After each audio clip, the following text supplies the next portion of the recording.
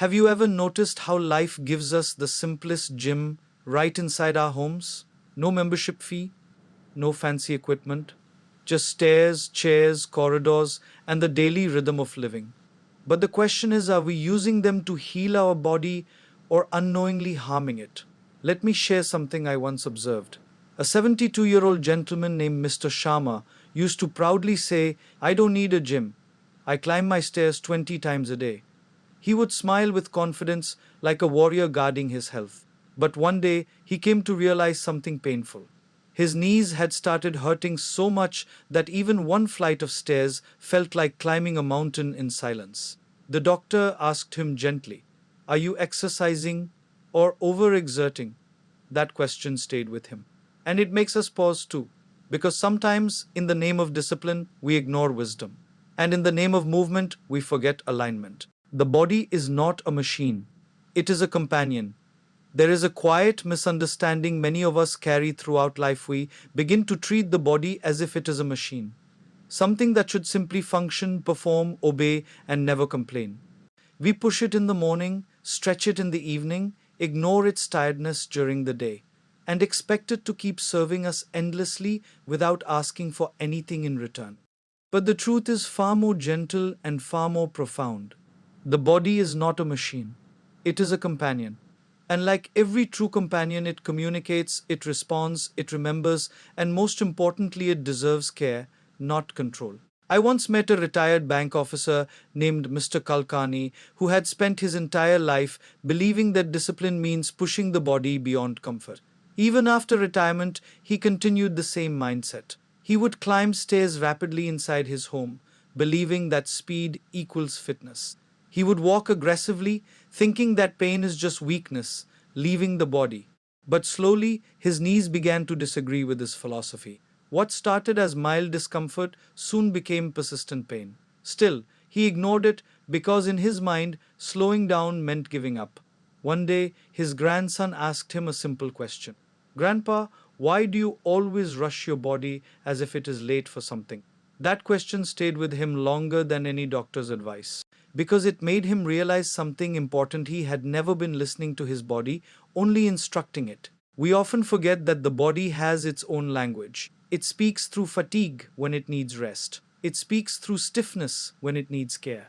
It speaks through pain when it has been ignored for too long. But when we treat it like a machine, we silence these signals. And a silent body does not mean a healthy body, it often means a body that has stopped hoping to be heard. After that moment, Mr. Kalkani changed his approach. Instead of rushing through his stairs, he began to walk slowly. Instead of forcing his pace, he began to match his breath with his movement.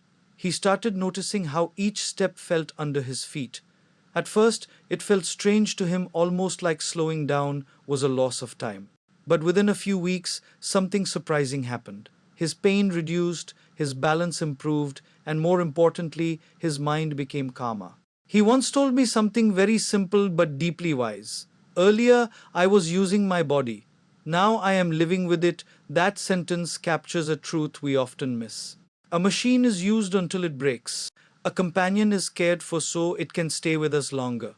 When we shift this perspective, even ordinary activities like stair climbing, walking in the house, or standing in the kitchen become acts of respect rather than force. In many ways, the body is the most loyal companion we will ever have. It carries our memories, our emotions, our fatigue, and our joy. It never leaves us even when we neglect it. But loyalty does not mean it does not need care. Even the most patient companion becomes strained when ignored.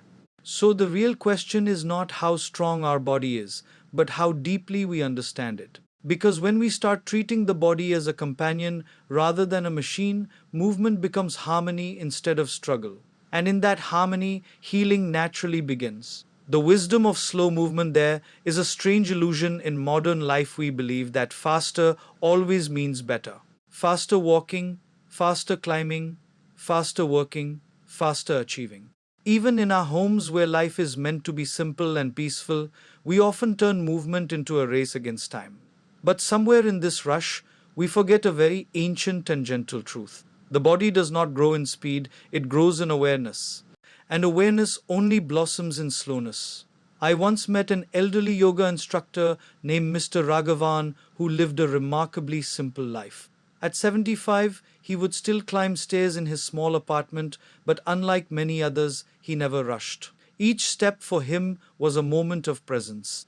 He would place his foot slowly, feel the support of the ground, and breathe as if he was greeting life itself with every movement. When asked why he moved so slowly, he smiled and said, I am not trying to reach the top of the stairs quickly. I am trying to arrive there fully, Dad. That sentence stayed with me for a long time. Most people climb stairs to finish them, but he climbed stairs to experience them. And this is where the wisdom of slow movement begins.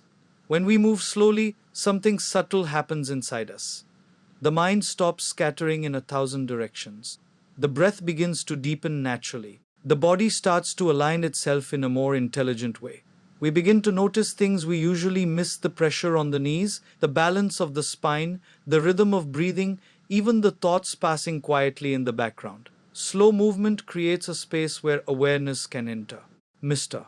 Raghavan once shared a story from his younger days. He used to be extremely busy, always rushing between work and responsibilities. Even his exercise was aggressive. He believed that sweat was the only proof of effort.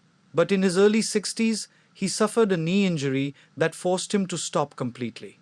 During that recovery period, he was introduced to slow, mindful movement as part of rehabilitation. At first, he resisted it.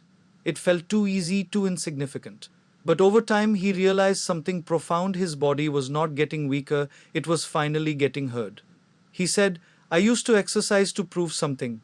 Now I move to understand something. That shift changed everything for him. His pain reduced, his balance improved, and his relationship with his body became peaceful rather than demanding. Slow movement is not about doing less, it is about doing with awareness. A slow step on the stairs can engage muscles more correctly than a rushed one. A slow bend can protect the spine more than a quick stretch. A slow breath can calm the nervous system more than any external control. Slowness allows intelligence to enter movement. But beyond physical benefits, there is something even deeper. Slow movement heals the mind. It brings us back from the future and the past into the only place where life actually exists: the present moment. When you slow down while climbing stairs inside your home, you are no longer just moving your body, you are training your attention. And attention is the foundation of inner stability. In a world that constantly pushes us to hurry, choosing to move slowly becomes a quiet form of wisdom. It is not laziness, it is listening. It is not delay, it is depth. Because sometimes the fastest way to arrive at health, peace, and balance is to slow down enough to truly feel every step you take. When home becomes your healing ground or your trap, home is one of the most misunderstood spaces in our lives. We think of it as simply walls, rooms, stairs, and furniture. But in truth, home is not just a physical structure, it is a living environment that either supports our well being or slowly drains it. The difference is not in the house itself, but in how we live inside it. For some people, home becomes a sanctuary of healing. For others, without even realizing it, home slowly becomes a trap of unhealthy habits, overexertion, and silent stress. I once met a retired school teacher, Mrs. Mehta, who loved being active at home. She believed that constant movement was the key to staying young. She would clean, climb stairs repeatedly, bend often, and rarely sit down for long. On the surface, it looked like a disciplined lifestyle.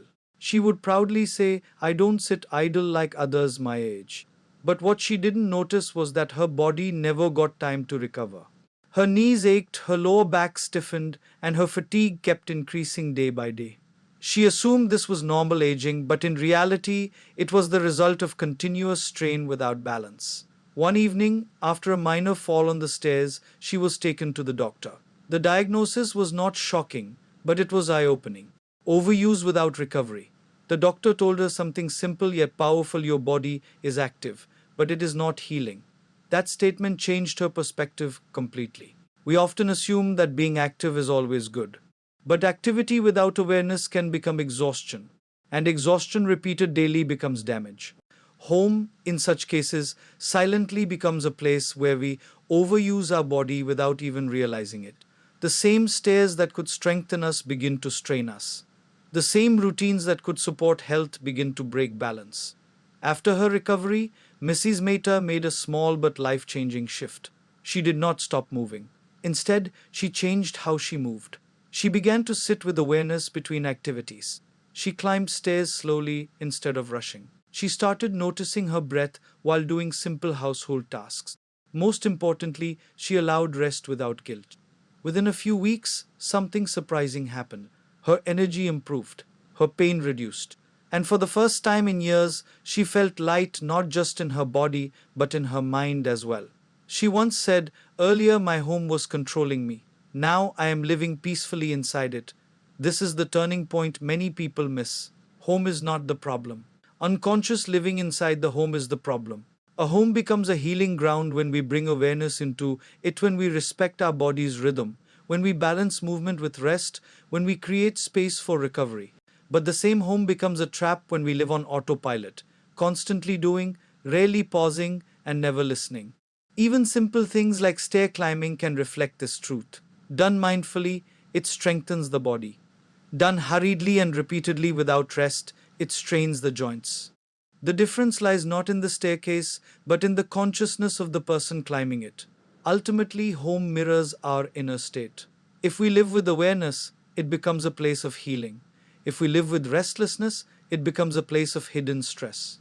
The choice is not in changing the home, but in changing the way we inhabit it. Because when awareness enters the home, even ordinary movement becomes medicine.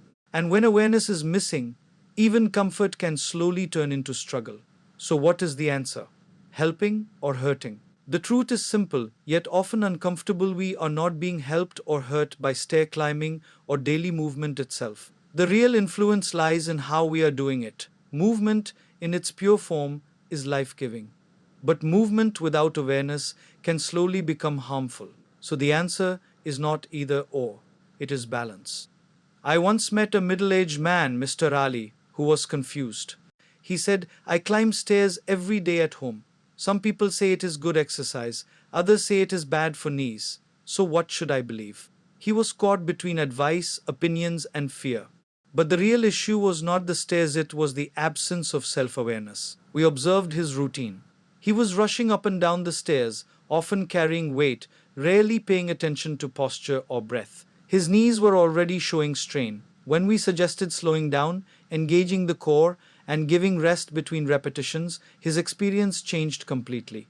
The same stairs that once caused discomfort began to feel manageable and even strengthening. This reveals a deeper truth. The body responds not just to movement, but to quality of movement. When movement is aligned, gentle, and mindful, it supports the body. When it is rushed, repetitive, and unconscious, it creates stress. So, is stair climbing helping or hurting? The answer is both are possible. It helps when you move slowly and with control. You respect pain signals instead of ignoring them. You allow recovery and rest. You maintain proper posture and breathing. It hurts when you rush without awareness, you ignore discomfort, you overdo repetition without rest, you treat your body like a machine. In the end, your home workout is not judged by intensity but by intelligence. The body is always communicating. Our responsibility is to listen. Because health is not found in extreme effort, it is found in conscious balance.